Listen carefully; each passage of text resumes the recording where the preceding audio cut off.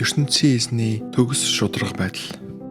Израилийн ард түмэнд болон сэтгэл зүрхэн цэвэр ариун хүмүүст ертөнцийн эзэн үнэхээр талтай сайхан ханддаг болоо. Нэгэн удаа би бүдэрч унах төгсөн. Явах замдаа би тэглэж ойчих шахсан. Учир нь гэвэл ордом хүмүүсийг харахтаа, хорон муу хүмүүсийн өөдрөг явахыг харахтаа атаархах сэтгэл төрж билээ. Тэд өөхөхтэй хүртэл зовж шаналхгүй байгаад эрүүл чирийг 9 минут явах ажээ. Өрөөл бусдын адилаар тэд хэцүү байдалд орохгүй ажээ. Өөр хүмүүсийн адилаар тэд хүнд цохилт үзэхгүй ажээ. Тиймээс ч тэд омог бардам зангаа үзүүний зүйлт мэд ил тод гайхуулан хүч төрөмгийлэх үйлдэлээрээ өөрсдийгөө хувцсан хаацайлж байна. Тэд зохио өөхөлтөл таргалаад зүрхээ сахтал ёрын муу үйл сэтэж байна. Өрөөл бусдыг тэд илэглэн дохуурхаж үзэн ядсан үгийг байнга хэлж байна. Давлуун зан гаргацхан дарлал мүлжлөгөөрөө далаалган сүрдүүлж байна. ертөнцийн эзнийг хүртэл тэд үг хэлээрээ эсэргүүцсэн хүн төрлөختөнд хандан ихэмсэг дээрэмгүй үгээ илэрхийлэн хэлж байна. Тиймээс ч ертөнцийн эзний хүмүүс хүртэл тэдний зүг харахтаа хэлсэн үг болгоныг нь хүлээн зөвшөөрөх ажээ. Өөр хоорондоо ярилцахдаа тэд ертөнцийн эзэн мэдэхгүй дээдийн дээд түнд мэдхэн байна уу гэцгээж байна. Харалтаа тэд бол хор муу этгээдүүд санаа зовх юмгүйгээр эд хөрөнгөө аривжуулж байна. Гэтэл би зүрх сэтгэлээ цэвэр ариун байлгаж гимгүй явахыг хичээсэн боловч огт ашигласангүй. Харин би ертөнцийн эзнээс өдрийн турш хүнд цохилт авч өглөө бүр зэмлэл шийтгэлийг л хүртэж байна. Хэрвээ би тэдэнтэй адилхан үг хэлсэн бол таны хүмүүсийн дунд урагчд тооцогдох болно. Энэ бүхнийг ойлгох гэж оролцоор эргцүүлэн бодох тусам сэтгэл зүрхэнд минь хүн санагдаж байна. Ингээд би ертөнцийн эзний сүмд орохдоо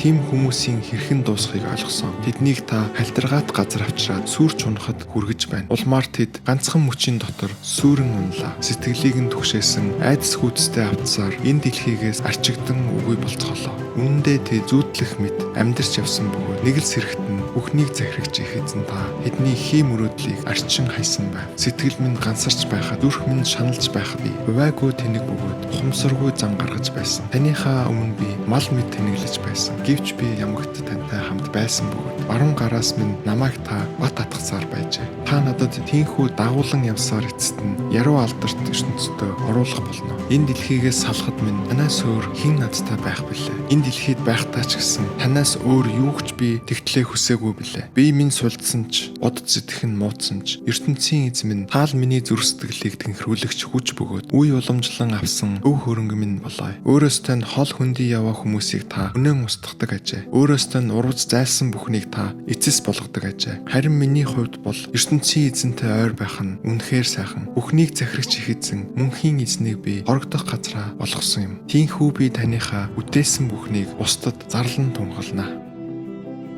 Израильчууд ертөнцийн эзнээс аврал өршөөл гуйсна. ертөнцийн эзэн минь та юунд биднийг голж хаяв? Бэлчээртэй нэдээшлэн буй хонь сүрхтэй та юунд уур хилэнгийн ингэтэл харуулan гутаа манарх мэт бодруулва. Өөний эрт цагт өөрийн болгож авсан хүмүүсээ өмч хөрөнгөө болохоор чөлөөлж гаргасан овг аймагуудаа эргэн бодооч та. Өөрийнхөө оршин байсан Сион уулаа санан дурсаач та. Өндийн сэргэшгүйгээр үнс нуран болсон тэр газартаа хөл тавиач та. Ариун сүмийгтэй нүсн дайснуудтай нурааж хайлаа. Ариун сүмийнтэй дунд атааднуудтай баясан бархирч ялтын туга босголоо. Өстөн дайснууд тэр үед сүмийгтэй төгөл модыг сүхээр цавчих мэт сүрүүлэн сүтгэж байсан. Сүмийн барилгын модон сэлбрүүдийг тэд сүх лантуугаар эвдэлсэн. Ариун сүмийгтэй тэд үнс болтол нь галданштайгаар нэр алдрыг тэд дуурсгаж буй ариун газрыг бузралсан. Энэ нутгийг бүр мөрсөн иргэшээлтэд оруулна хэмээн тэд өөр хоорондоо ярилцаад ертөнцийн эзнийг өргөмжлөн хүндэлдэг байсан бүх газрыг галданш дасаа. ертөнцийн эзэн бидэнд нааштай хандаж байгаа гэх ямар ч шинж алга хэлсэн үгийг танд бидэнд дамжуулах зарлагч байхгүй боллоо. Энэ бүхэн ийхүү хэр удаан үргэлжлэхийг бидний дотроос хэн ч хэлж чадахгүй. ертөнцийн эзэн минь өстөн дайснуудтай таныг хэр удаан басамжлах вэ? Хатаатнуудтай таны нэрийг үеийн үед хараах уу? Юунд та биднээс хүч чадлаа татаж авав? Хүч чадлаа нөөх мэт юунд та үл хөдлөн вэ? Гэхдээ ертөнцийн эзэн бол өн эртнээс л бидний эзэн хаан байсан. Аврал гэж юу болохыг та хүн төрлөختөнд харуулсан. Агуу их хүч чадлаараа та зэгсэн тэнгисийн усыг хаг яран гүн усанд амьдардаг домогтлуу Левитаны олон толгойг хаг зөхөх мэт агуу их үлсийг бүтээж байсан мөлий. Тийхүү та аврагт Левитаны олон толгойг хаг зөхиод хээр зүлийн амьтдад идэж болгон өгсөн. Та ундрмал ус болон булаг шандын ихийг нээдэг хэрнээ цагаас цагт цалин уурсч байсан гол мөрнийг ширгэн хатаадаг болоо. Гэгэн өдөр нь таны мэдлэлгүй харанхуй шүнч бас таны мэдлэлгүй тэнгэрийн эрхсүүд болон гэрэлт нарыг биднийг та байр байранд нь байрлуулан тогтоосон болоо. Өрсөлдөл хийдэх их газруудын зах хязгаарыг та тогтоосон билээ. Үйл зуны улирлыг та тохируулсан билээ. Мөнхийн эзэн минь өссөн дайснуудтай хэрхэн таныг илэглэж байсныг санааж, ээрээ цээрээгүй итгээдүүд нэрийг тань хэрхэн басамжилж байсныг бодооч. Арчаагүй хөөрхий тагтаа мэт ард түмнээ та араатны аманд бүү оруулаач. Мөхөс дорой биднийхээ амьдралыг үеийн үед бүү мөртөөч. Тогтоож өгсөн гэрээгээ та бодооч. Учир нь гээл энэ нутгийн түнэр харанхуйд алан хядагчид үүрлэж байна. Гарлалд орсон биднийгээ та гудамшигт бүү унгаагач. Ядарч доройтсон хүмүүсээрээ та ялгуулсан нэрээ мандуулаач. ертөнцийн эзэн минь та хөдлөөч.